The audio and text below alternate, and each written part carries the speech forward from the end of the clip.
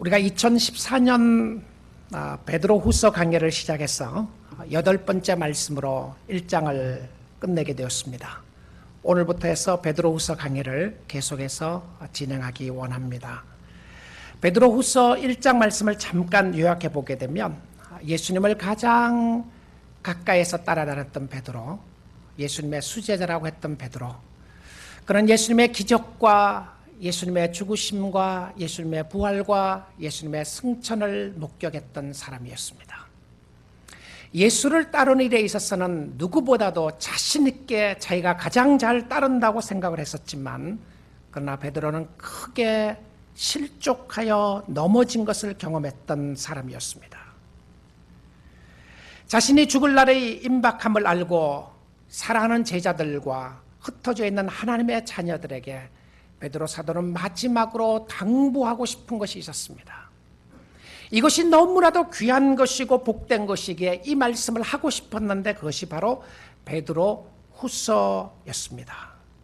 그런 성령의 역사로 말미암아 자기가 쓰고 있고 자기가 말하고 있는 것이 그냥 자기의 경험이나 자기의 생각을 이야기하는 것이 아니라 성령께서 자기의 마음을 감동해서 이 말씀을 쓰고 있다고 이야기를 합니다.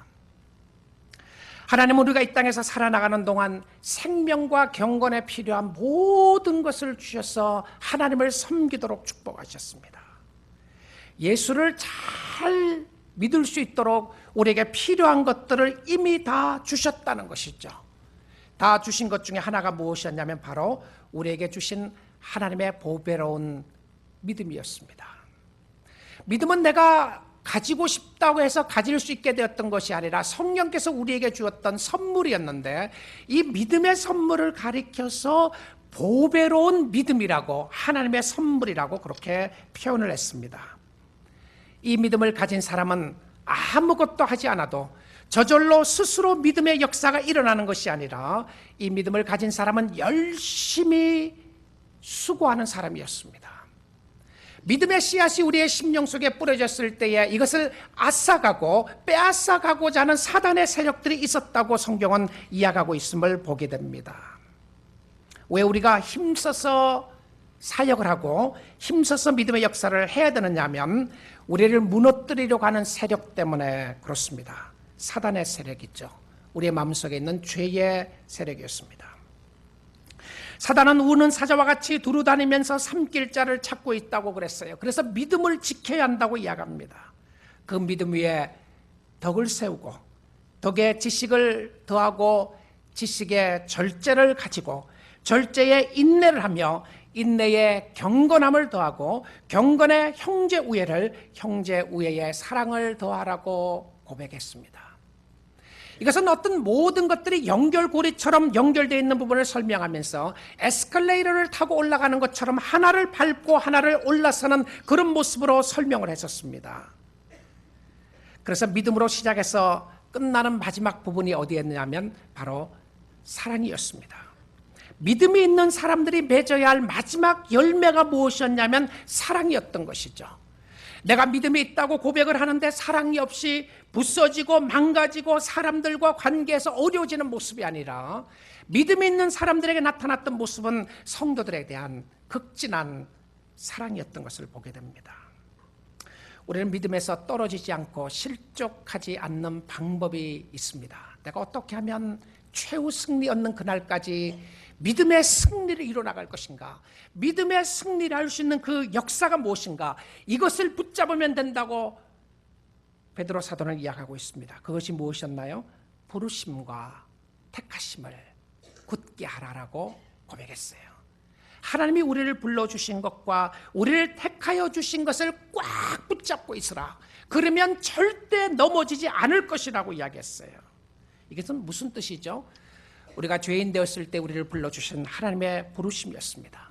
내가 하나님을 불렀고 내가 하나님을 찾았던 것이 아니라 하나님이 먼저 우리를 찾아오시고 우리에게 은혜를 베풀어 주시고, 내가 죄인 되었을 때 내가 하나님을 알지도 못하고 하나님을 찾지도 않았을 때에 하나님은 나를 찾아오셔서 불러주셨던 하나님의 은혜였습니다. 하나님 쪽에서는 놀라운 은혜를 우리에게 베풀어 주셨지만 나에게는 어떤 근거나 이유가 없었던 것을 보게 됩니다. 내가 잘났어가 아니라 내가 하나님을 사랑해서가 아니라, 내가 하나님의 율법을 지켜서가 아니라 하나님의 강권적인 은혜로 우리를 부르시는 그 부르심을 붙잡고 있으면 결코 믿음에서 쓰러지지 않을 것입니다. 이 진리 위에 서 있는 사람이 확인해야 될 것이 있었어요. 그것은 무엇이었냐면 바로 말씀 위에 서 있는가 확인하는 것이었습니다. 그리고는 베드로 사도는 말씀의 진리성에 대해서 이야기합니다. 그리고 그의 말씀은 바로 성령의 감동이 되어서 쓴 역사였다고 그렇게 표현을 하고 있습니다. 그래서 예언의 말씀은 자기 마음대로 아무렇게나 해석할 수 있는 것이 아니라 성령의 역사를 따라서 해야 되는데, 우리가 돌아가야 할 곳은 바로 성경이었습니다. 말씀으로 돌아가는 것이었어요. 성경이 나의 죄에 대하여, 나의 믿음에 대하여 무엇이라고 이야기하고 있는가? 성경이 구원에 대하여 무엇이라고 설명하고 있는가? 성경이 종말에 대해서 무엇이라고 설명하고 있는가? 성경이 세상의 악에 대해서 무엇이라고 말하고 있는가? 그래서 성경 따라가야 됨을 이야기합니다. 21절 말씀에 이렇게 이야기하고 있죠. 예언은 언제든지 사람의 뜻으로 낸 것이 아니요 오직 성령의 감동하심을 받은 사람들이 하나님께 받아 말한 것입니다. 이것은 어느 특정한 사람이 했던 이야기가 아니고 하나님께서 그 사람들을 통하여 역사하셨던 하나님의 말씀이라는 것을 이야기합니다. 구약 성경과 예수님의 사도들이 쓴 성경을 이야기했습니다. 성경의 계시는, 성경의 특별 계시는 66권 성경으로 끝났습니다. 완벽하고 완전한 하나님의 계시였습니다. 우리에게 필요한 모든 것을 성경에 이미 이야기하셨다는 것이죠. 그래서 다른 계시가 없는 것입니다. 오직 말씀을 성령으로 깨닫게 되는 하나님의 은혜만 있을 뿐이지 우리에게 특별한 계시가 있을 수가 없다는 것을 이야기하고 있습니다.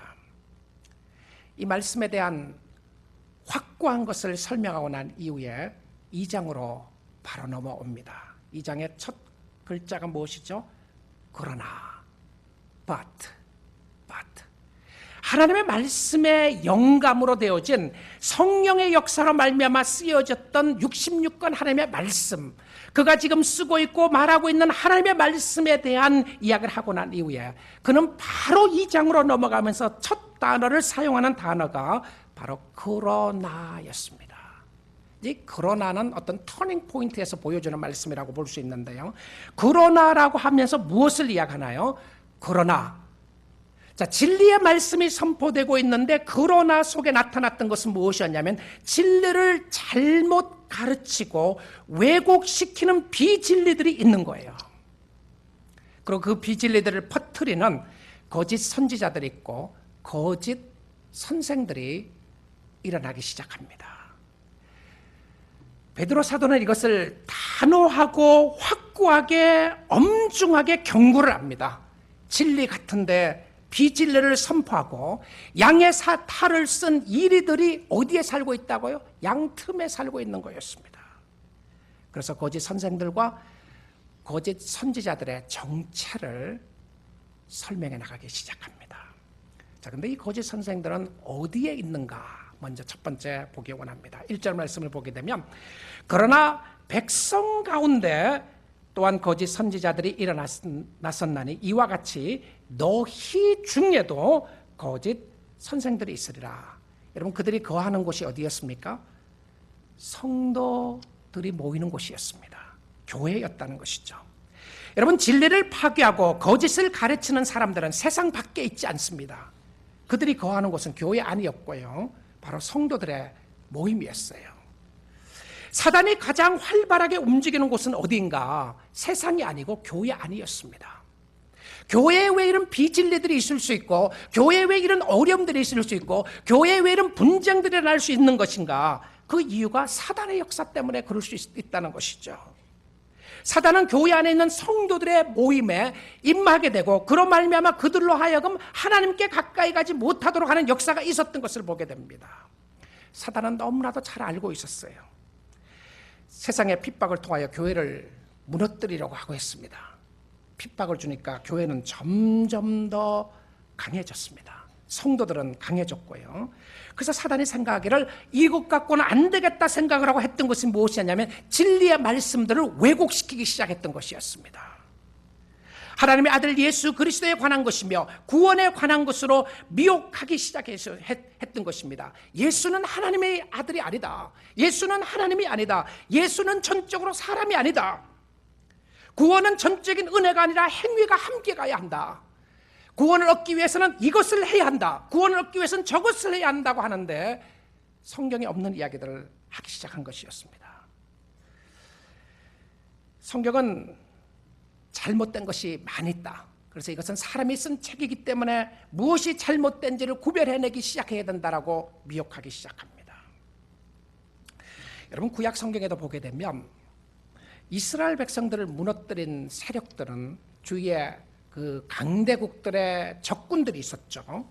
그 중에 한 적군이 블레셋 사람들이었습니다. 이 블레셋 사람들은 추수가 끝나고 나면 늘 쳐들어왔어요. 쳐들어와갖고는 그들이 추수한 곡식들을 가지고 가곤 했습니다. 그 다음에 아말렉 군대들도 강한 군대들이 있었습니다. 아시리아 군대도 강한 군대들이었고요. 아시리아가 멸망하고 난 이후에 바벨론의 군대도 강한 군대였습니다. 그런데 성경은 이스라엘 백성들이 무너지게 된 것은 블레셋 사람들이나 아말렉 사람들이나 아시리아 사람 때문에 무너졌다고 성경은 그렇게 이야기하지 않아요. 그들이 쳐들어오기 전에 이미 이스라엘 백성들은 영적으로 무너지게 되었습니다. 여러분, 사사기서를 보게 되면 너무나도 잘 알 수 있는 모습들이죠. 하나님이 주변 국가들을 들어서 그들을 이스라엘 백성들이 치기 시작했어요. 근데 칠 때에 왜 그랬느냐면 이들이 하나님으로부터 떠나 있었기 때문에 치는 역사가 나타나게 되었습니다. 근데 이스라엘 백성들이 도덕적으로 타락을 하고 하나님을 찾지 않게 되었습니다. 그들을 무너뜨린 것은요, 말씀에 대한 무감각과 무지함이었습니다. 오늘날 교회를 무너뜨리는 세력들은요, 교회 안에 있는데 교회 안에 있으면서 무엇을 하게끔 만드는가? 말씀에 대해서 무감각하고 말씀에 대해서 무지하게 만들기 시작하는 것입니다. 예레미야 6장 13절 14절에 이런 이야기를 합니다. 이는 그들이 가장 작은 자로부터 큰 자까지 다 탐욕을 부리며 선지자로부터 제사장까지 다 거짓을 행함이라. 도덕적인 타락이 일어나기 시작한 것이죠. 그들이 내 백성의 상처를 가볍게 여기면서 말하기를 평강하다 평강하다 하나 평강이 없도다. 여러분, 여기서 이야기하는 평강이 왜 없었나요? 말씀을 떠난 평강을 이야기했기 때문에 그렇습니다. 회개하지 않는 평강을 이야기했던 것이죠. 하나님께로 돌아가지 않으면서 괜찮다 그러는 것입니다. 그렇게 살아도 괜찮다는 거예요. It's okay, it's okay, don't worry, 걱정하지 말라. 그렇게 살면 되는 것이다. 그래서 7장 3절 4절에서는 이야기합니다. 만군의 여호와 이스라엘 하나님께서 이와 같이 말씀하시되 너희 길과 행위를 바르게 하라. 그리하면 내가 너희로 이곳에 살게 하리라. 이곳이 어디였습니까? 가나안 땅이었습니다. 이스라엘 땅이었어요. 이스라엘이었습니다. 하나님이 그들을 하여금 거기 살게끔 해주실 것이라고 했는데 그러기 위해서는 행위와 행동을 바르게 하라고 그랬어요. 너희는 이것이 여호와의 성전이라 여호와의 성전이라 여호와의 성전이라 하는 거짓말을 믿지 말라. 정말 탄식하며 했던 소리였습니다. 이것이 하나님의 성전이니까 성전에 가면 문제가 해결될 거야. 예배를 한번 드리고 나면 내가 어떻게 살아도 상관없는 것이야. 내 마음대로 살아도 괜찮은 것이야 하는 이런 모습들이 일어나기 시작했다는 것이죠. 내부적인 적이었습니다. 이 내부의 적은 무엇을 약속했나요? 회개 없는 평강을 약속했습니다. 하나님으로 떠나 있었지만 괜찮다고 그랬어요. It's okay, don't worry. 걱정하지 말고 괜찮다고 이야기했는데 아무렇게나 살아도 괜찮은 것이었습니다. 그들은 가슴을 치며 하나님 앞에 나가는 모습이 사라지기 시작했고요. 도덕적으로 타락하고 자기 마음대로 살면서도 하나님 앞에 회개하는 모습이 사라지면서 평강하다 그런데 평강이 없는 것이었다고 이야기합니다. 예레미야 선지자는 하나님의 말씀으로 담대히 나아갔습니다. 그랬더니 예레미야 선지자가 하는 이야기를 사람들이 외면하기 시작했습니다. 하나님의 평강이 아니고 하나님은 사랑의 하나님이시니까 심판이 없을 것이다. 무슨 저지멘트가 있다는 말인가? 심판이 없다. 그래서 예레미야가 하는 이야기를 듣지 않으려고 했었어요. 여러분, 거짓 선지자들이나 거짓 선생들, 거짓 목사, 거짓 성도들의 활동 범위는 교회 안이었습니다. 성도들의 모임이었어요. 교회 안에 있는 내부의 적들은 결국 자기의 마음을 향하여 쳐들어오기 시작했어요. 하나님 없이 잘 살고 싶은 욕망이 생기기 시작하는 겁니다. 하나님을 이용해서 내가 원하는 것 이루고 싶은 마음이 생기기 시작했었어요. 하나님이 없이 하나님은 싫어하고 십자가를 지는 것은 싫어하고 영광만 받으려고 하는 모습들이 우리의 삶 가운데 연연히 드러나고 있는 것을 보게 됩니다. 우리의 마음에 둥지를 틀지 못하도록 해야 하는데 끊임없이 우리의 심령 속에 유혹을 주고 있는 것을 보게 됩니다. 존 비버리라고 하는 목사님이 쓰신 책 중에서 The Bait of Satan이라고 하는 책이 있습니다. 번역을 하게 되면 사단의 미끼 혹은 사단의 낚싯밥이라고 하는 책이었습니다. 이분이 최근에 책을 쓰면서 이렇게 이야기를 했어요. 이 저자에 의하면 사단이 성도들을 최근에 이분이 이제 미국 목사님이시죠. 최근에 사단이 많이 사용하는 베이트가 뭐냐, 사단이 사용하는 낚싯밥이 무엇인가를 이야기하면서 그분이 이렇게 책에 이야기했습니다. 사단이 가장 많이 쓰는 밥은 바로 명예, 물질이 아니라 offended 이라는 미끼라고 그렇게 했습니다. offended. 이 offense라고 하는 말은 거슬린다고 하는 표현이죠. 거슬리는 표현입니다. 마음에 거슬리고 눈에 거슬리고 비위에 거슬리고 주위의 환경과 사람들에게 거슬리는 요소들이 많다는 것이죠. 이 사람 싫어서 예배 못 드리겠고, 저 사람 문제가 있어서 못 하겠고, 마음이 힘들어서 못 하겠고, 여러 가지 offend 당하는 모습이 많다는 거예요. 여러분 실질적으로 보게 되면 그런 모습이 많은 것 같아요. 요즘 주위에 사람들이 화가 나 있는 사람들이 많지 않아요? They are just angry people. 정부에 대해서 angry하고, 환경에 대해서 angry하고, 교회에 대해서 화나 있고, 목사에 대해서 화나 있고, 성도들에 대해서 화나 있고, they are just angry. 그냥 뭐 화가 나 있는 모습들을 보게 됩니다.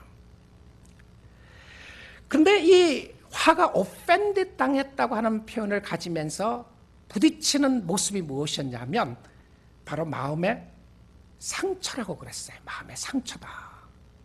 근데 교회 보게 되면 실질적으로 상처받은 사람이 너무 많은 거예요. 여러분 이민생활 가운데 상처받는 경우도 많이 있죠. 내가 드러나지 못하고 정말 무시당하게 되고 어려움당하고 하면서 마음의 상처들이 많이 쌓여가는 것을 보게 됩니다. 그래서 상처받은 사람이 많아요. 제가 그전에도 그런 이야기를 했지만 교회 안에 가게 되면 가해자는 어디 가고 교회 안은 전부 다 피해자만 남아있다고 말입니다. 누가 상처 줬는지 몰라요. 제가 죄송합니다. 저라도 해결을 해야죠. 목사인데 상처받은 사람들 목사 용서해 주시고요. 하나님의 은혜로 회복될 수 있기 원합니다. 다 피해자들만 모여 있어요. 목사도 피해자라고 생각하고 사는 거죠. 그래도 이 말이라도 해야지 될 것 같아요. 근데 이 비베르라고 하는 목사님은 이 offended 당했다고 했을 때에 마음의 상처를 받게 되면 절망하게 되고 하나님을 의지하기보다는 원망하기가 쉽다 이렇게 이야기했어요. 근데 이 결과적으로는 뭐냐면 내 마음속에 이런 역사가 있게 되면 믿음으로부터 멀어지게 한다는 거예요. 그러니까 하나님으로부터 멀어지게 만든다는 겁니다. 상처 입을 수 있어요.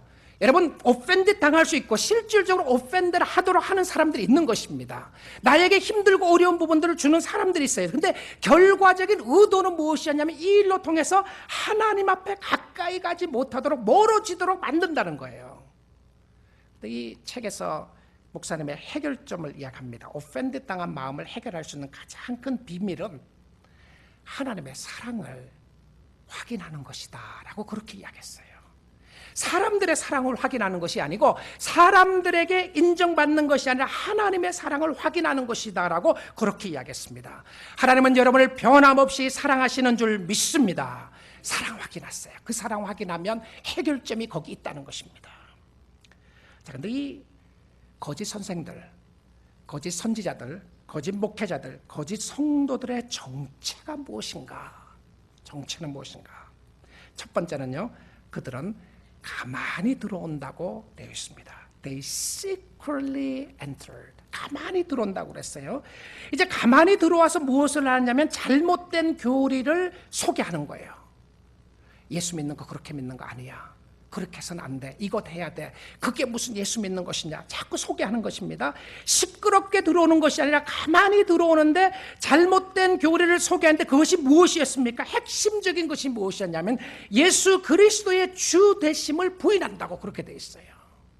그러니까 예수와 상관없는 교회 생활 하는 것입니다. 믿음과는 상관없는 교회 생활을 하도록 하는 것이죠. 여러분, 바른 진리가 무엇입니까? 오직 예수 그리스도가 우리의 구주가 되시고 우리의 주인이 되시는 줄 믿습니다. 예수 외에는 구원이 없습니다. 예수님이 왕이 되시고 예수 그리스도가 죽으심으로 말미암아 우리의 모든 죄는 그리스도를 믿을 때에 용서를 받게 되는 줄 믿습니다. 나의 죄가 진홍 같다고 할지라도 양털같이 씻어주신다고 하나님이 말씀을 하셨어요. 그러나 하나님의 그 말씀 가운데 있다고 해서 내가 마음대로 살아도 된다는 의미가 아니었습니다. 하나님을 떠나 있게 되면 하나님을 떠나 있는 사람들에게 하나님의 진노가 임할 것을 이야기했습니다. 그런데 예수 믿는 사람들에게 하나님의 진노가 없습니다. 왜냐하면 예수 그리스도가 십자가상에서 우리가 받아야 할 모든 진노를 다 받으시고 십자가상에서 돌아가시는 줄 믿습니다. 그래, 그 예수를 믿는 자에게는 결코 정죄함이 없는 것이었습니다. 우리 사랑하는 성도 여러분, 비본질에 목숨 걸지 마십시오. 신앙생활을 하다가 교회 생활하다가 낙심될 수 있는 요소들이 많이 있을 수 있을 것입니다. 그러나 여러분 돌아보시면 본질적인 문제가 아니라 비본질 때문에 어려웠던 모습이 있다면 비본질에 목숨 걸지 마시고 진리 대신 예수 그리스도 위에 반석 위에 바로 설 수 있기를 주님의 이름으로 축복드립니다. 이것은 예수님의 비유에서도 볼 수 있어요. 좋은 씨를 뿌렸는데 가라지가 올라오기 시작했습니다. 그때 주인이 무엇이라고 이야기했나요? 아니, 주인님, 가라지가 올라오고 있습니다. 어떻게 된 일이죠? 라고 하니까 예수님이 비유 가운데 이런 이야기를 했습니다. 사단이 밤에 몰래 와서 가라지를 뿌리고 갔구나 라고 그랬어요. 가라지가 저절로 올라온 것이 아니었습니다. 우리의 마음속에 죄성과 제약된 모습이 저절로 올라오는 것이 아니었고요, 사단이 뿌려놓고 열매를 맺도록 그렇게 기다리고 있는 것이었습니다. 그러니까 주인이 뭐라고 그랬습니까? 가만히 두어라. 우리가 가서 뽑아버릴까요? 그러니까 가만두어라. 추수 때까지 그냥 버려두라고 이야기를 하셨습니다. 교회 안에 우리를 미혹하는 세력들이 있는 것입니다. 진리를 왜곡하게 하고 비진리를 믿게 하고 그러므로 말미암아 거기에 호감을 갖도록 만드는 모습들이 있는 것을 보게 됩니다. 그래서 이 거짓자 선생들의 두 번째 나타나는 정체가 무엇이었냐면 잘못된 모습인데 사람들에게 호감을 줍니다. 이 잘못된 모습인데 호감을 줘요. 2절 보십시오. 여럿이, 많은 사람들이, 이런 표현입니다. 많은 사람, many will follow their shameful ways라고 되어 있어요. 많은 사람들이 그들의 호색하는 것을 따르리니, 여러분, 이 호색한다고 하는 단어가 창피한 것을 이야기했습니다. 그리고 이 단어는 lustful하다. 이 lustful하다고 하는 표현은 이것은 성적인 문란성에 관한 부분이었어요. 성적으로 문란하고 음탕하고 방탕한 모습을 가지고 있음에도 불구하고 사람들이 그 사람 몰려가고 그 사람 따라가기 시작하는 거예요. 여러분, 한때 저는 이런 이야기를 많이 들었습니다. 많은 목사들에게, 목회자들에게 실망하고 난 이후에 교인들이 하는 소리들이었습니다. 그러니까 목사 믿지 말려고 그러지 않았느냐? 왜 목사를 믿었느냐? 목사의 행동은 보지 말고, 그럼 나는 어떻게 해야 되냐? 그러니까 목사의 행동은 보지 말고 목사의 말씀만 들어라. 내가 뭐라 그러더냐? 목사에게 가까이 하지 말려고 하지 않았더냐? 가까이 하면 반드시 실망한다고 그러는데 실망한 거야.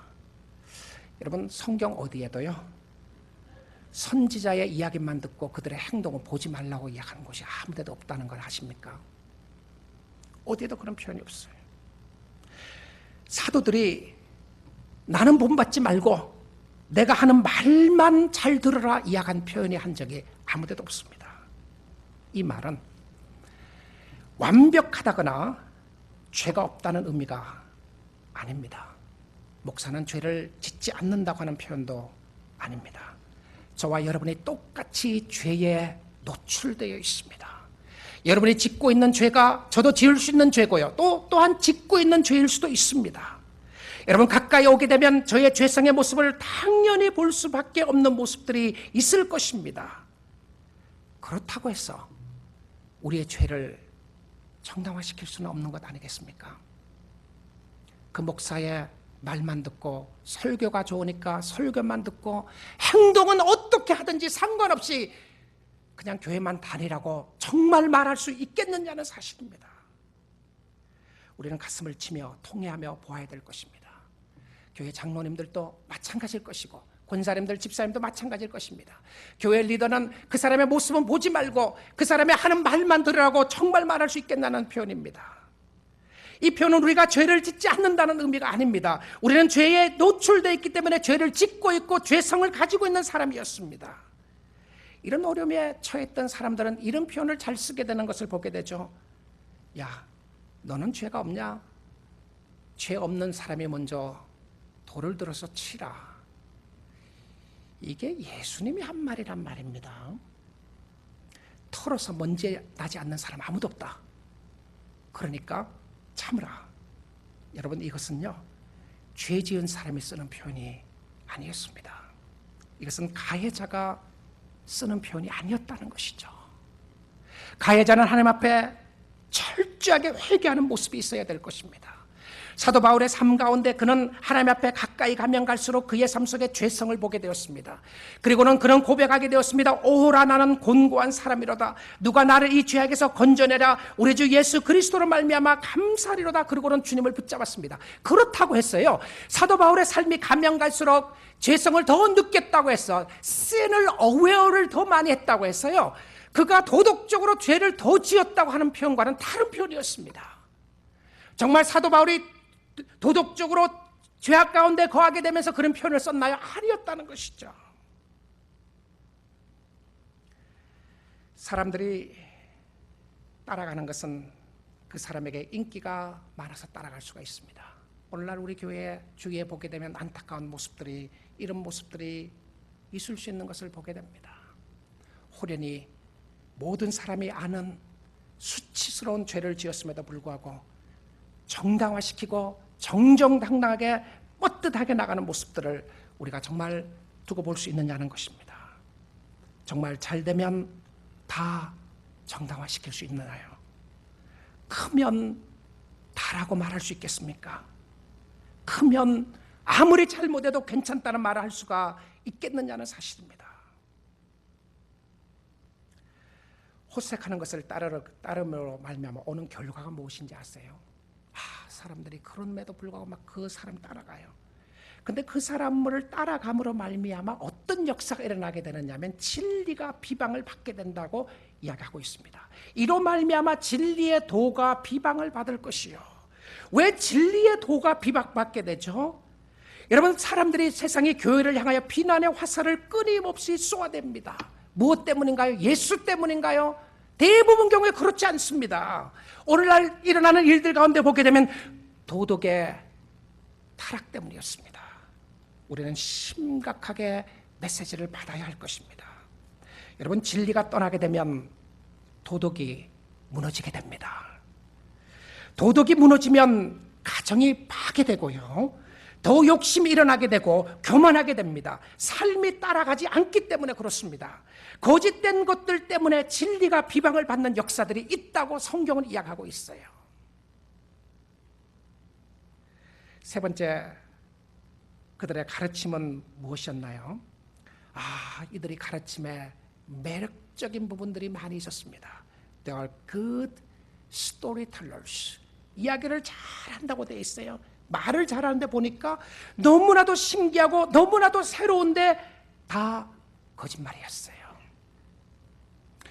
여러분, 성도들에게 마음속에 이런 유혹이 있는 것 같아요. 성경에 없는 이야기를 들으면 새롭게 들리는 부분이 있으시나요?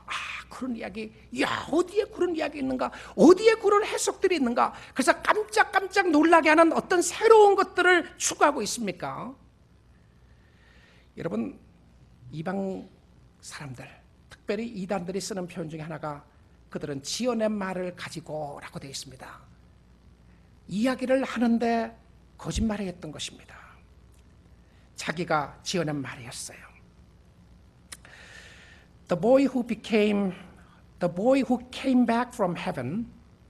한국말의 번역에서는 이런 책이었습니다. 천국에서 돌아온 소년, 천국 갔다가 온 소년에 관한 이야기였습니다. 이 책을 쓴 알렉스 멜라키라고 하는 학생은 2004년 그가 6살 때가 되었을 때 교통사고가 났습니다. 교통사고를 당하고 난 이후에 그가 잠시 코마 상태에 빠지게 되었는데요. 코마 상태에 있을 때에 그가 천국에 갔다가 왔다고 증언했습니다. 천국 가서 예수님을 만났고 천국이 이런 모습이라고 이야기를 했어요. 그리고는 그의 아버지 케빈과 함께 공동으로 책을 썼습니다. 한때 이 책이 베스트셀러가 되기도 했던 책이었습니다. 이 케빈이라고 하는 분은 목사님이었는데요. 자기 아들과 함께 이 책을 쓰면서 주로 아들의 이야기를 심도 있게 다뤘던 책이었습니다. 그가 며칠 전 1월 16일에 놀라운 선언을 하게 되었습니다. 누가 했느냐 하면 아이가 한 이야기였습니다. 그는 책에서 지금까지 이야기했던 모든 것들이 다 거짓말이었다라고 그는 공포를 했었습니다. 기독교계에서나 또 출판사가 깜짝 발칵 뒤집혀지는 역사가 일어나게 됐어요. 그는 이렇게 이야기했습니다. 나는 천국에 가지 않았고 그런 것들을 보지 않았다라고 증언을 했습니다. And I said I went to heaven because I thought it would give me attention.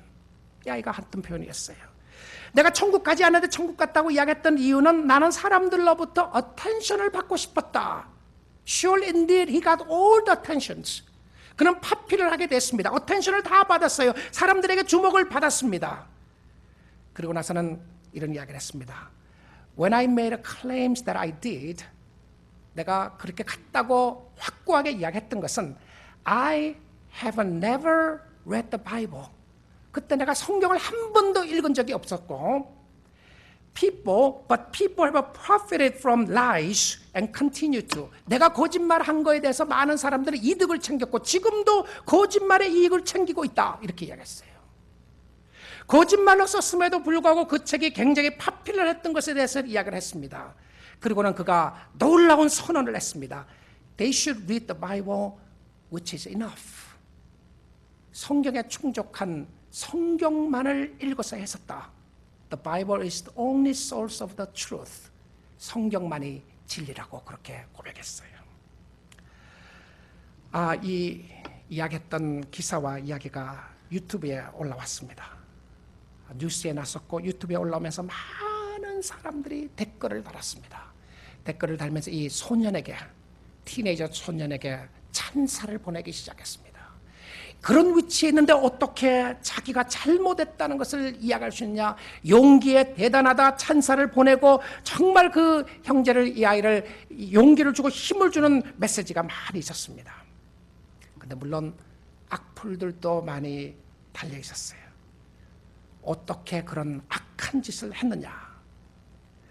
여러분, 저는 이 이야기를 한 모습을 보면서 정말 나쁘게 거짓말했던 건 나빴지만 그럼에도 불구하고 이 상황 속에서 이런 자기의 자신을 리뷰했다고 하는 것이 놀랍다고 생각을 했습니다.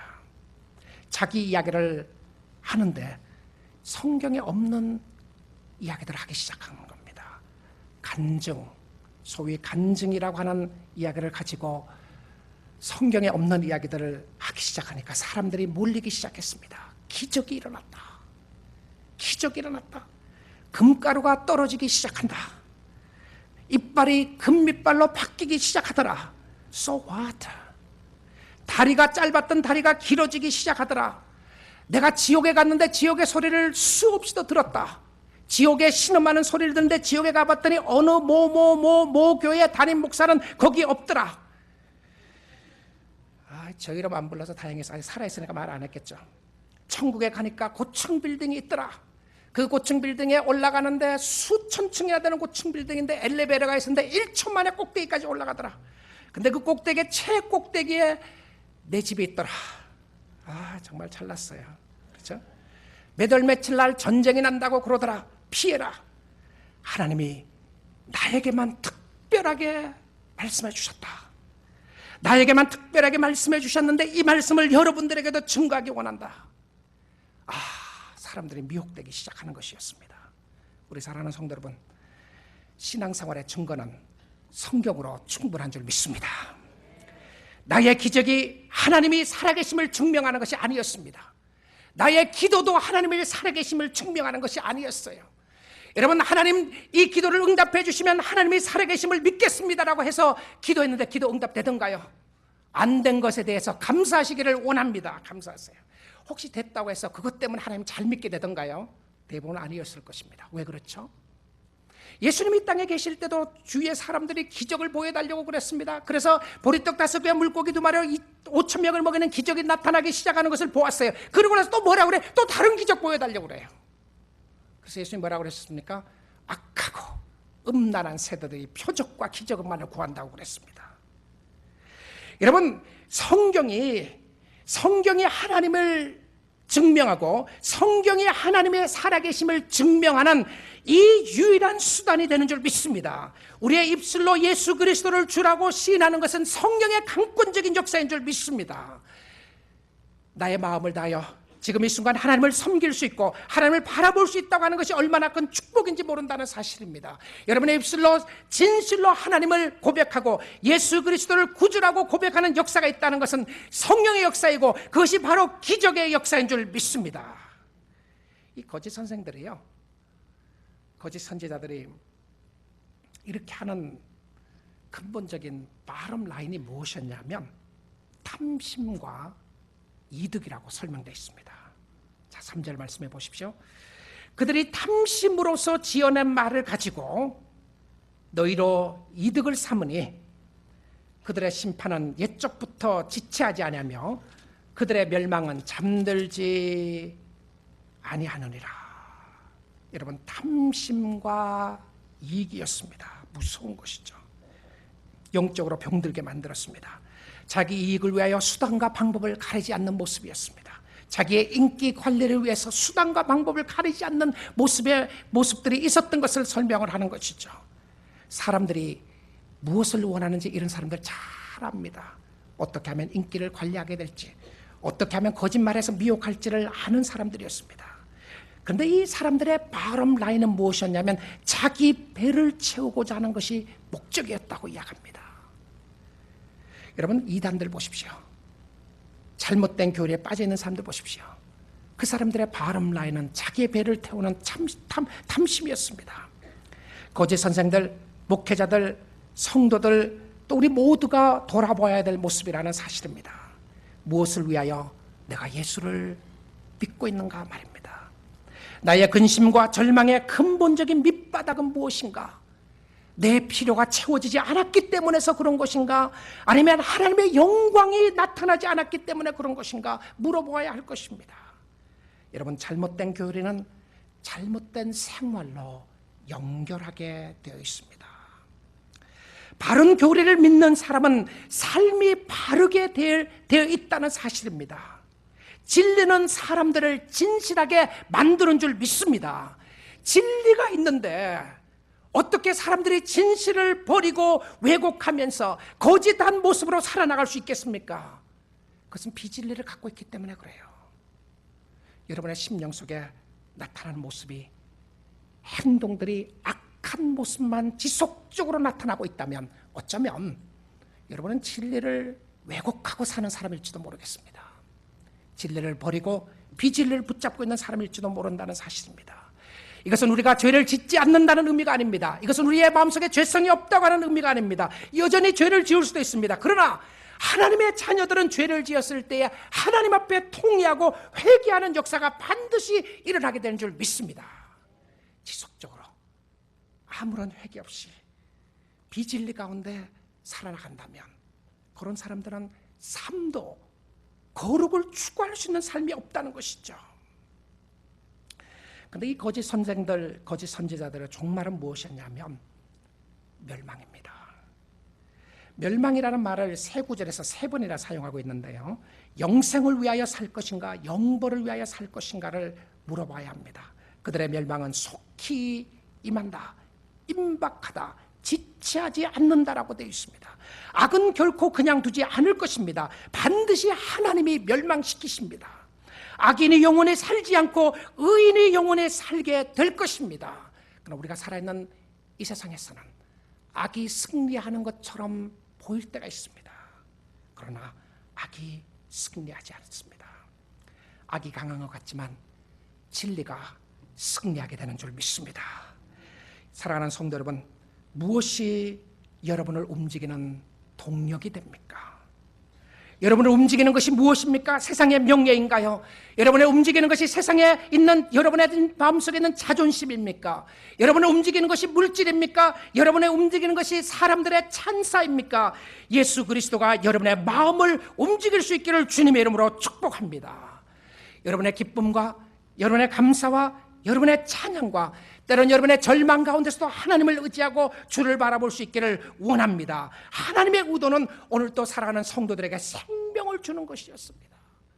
기쁨을 주는 것이었어요. 그러게 하나님 앞에 나아가십시오. 말씀을 붙잡을 수 있기를 원합니다. 세상의 악한 모습은 여전히 있고요, 교회 안에도 거짓된 모습들이 여전히 있을 수 있지만 우리의 체험이나 우리의 경험이나 우리의 기적이나 우리의 표적 또한 우리의 삶 속에 나타나는 감정 다 중요한 것입니다. 그러나 이 어떤 것이라고 할지라도 말씀 위에 둘 수는 없습니다. 하나님의 살아계신 생명의 말씀을 따라갈 수 있기를 원합니다. 그러면 흔들리지 않는 믿음 가운데 생명의 길로 인도함을 받을 수 있을 것입니다. 하나님이 여러분을 이끌어 주시고 축복해 주시고 믿음으로 승리하는 최후 승리 없는 그날까지 믿음으로 살 수 있기를 주님의 이름으로 축복드립니다.